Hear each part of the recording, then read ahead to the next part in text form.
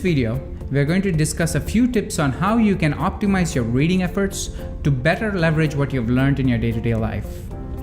There are so much material out there to read, and if you're exploring topics of your interest, how do you come up with a different perspective from the materials that you learn in your workplace or in a project that you're doing? Well, here are 3 tips that can help you. The first one is try to not always pick books that are current and modern, and also explore books which have been published in the past.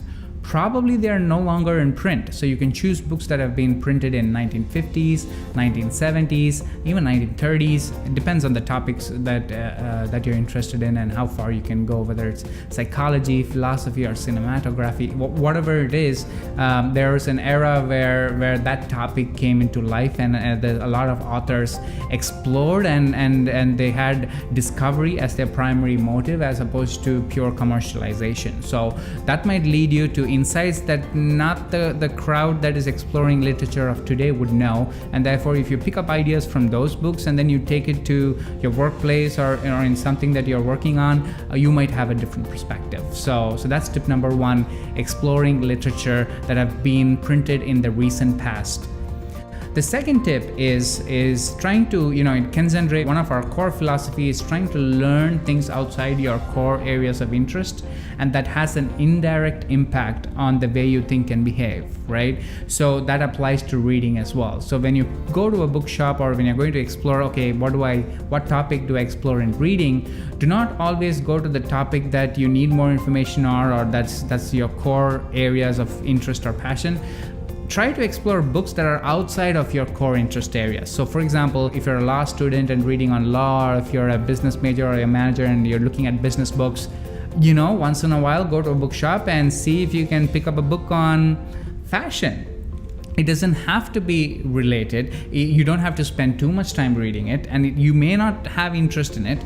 But what happens when you explore a topic outside of your interest is you learned a structure, you're exposed to frameworks, you're exposed to a different industry that might open up frontiers in how you think. So it has an influence on how you think in your day-to-day life indirectly, even though it's not your core areas of interest. And who knows, you might actually develop a new hobby or an interest based on this exploratory reading. So how much time you need to spend in this exploratory reading? Probably even just 5 to 10% of your time is adequate. So that's tip number 2, exploring other areas of interest or exploring doing reading outside your areas of interest. The last tip I have is, when you think about reading on a particular topic, and this entire video is focused on nonfiction and topics that are either self-help or business or psychology or whatever you want to apply. There are a lot of books out there, but reading too much can be a detriment too. So there are 3 drawbacks to reading a lot. First is when you read a lot, the primary drawback of reading a lot is you lose your original chain of thought. Okay, so you read so much ideas out there that you feel there's no room left for you to contribute. You just need to read an adequate amount. Now that adequate amount is hard to quantify, but let's say you're exploring a topic like leadership, and there are like 10 to 20 books out there that are prominent. You don't need to read all 10 to 20 books unless you have an academic interest or you have a specific research that you're carrying out and you want to do an extensive study on leadership. If you just want to build an expertise for your own interest, read a few of the books.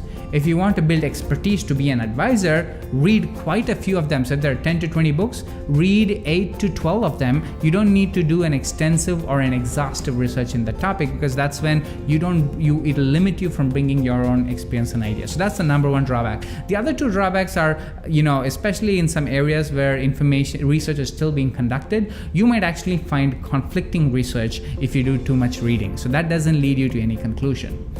And last but not the least, reading too much literature on a particular topic makes sometimes most of the information repetitive, and that's waste of effort and it's time consuming.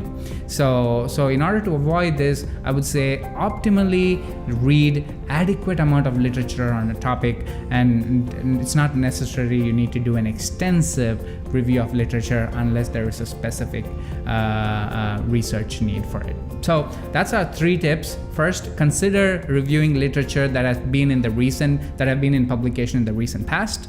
Tip number 2 is try to look at literature that's outside your core areas of interest. It might lead you to a different path, and even if it's not your areas of interest, you just need to do a little bit of exposure to something different, has an indirect influence on how you think and behave. And lastly, you don't need to spend an extensive amount of reading on a particular topic. An adequate or an optimal amount of literature being reviewed would give you enough information for you to consume and use, but also not cloud your original chain of thought. So wish you a happy reading, and reading is a good form of learning, and in our other videos we'd be covering other methodologies of learning. Thank you.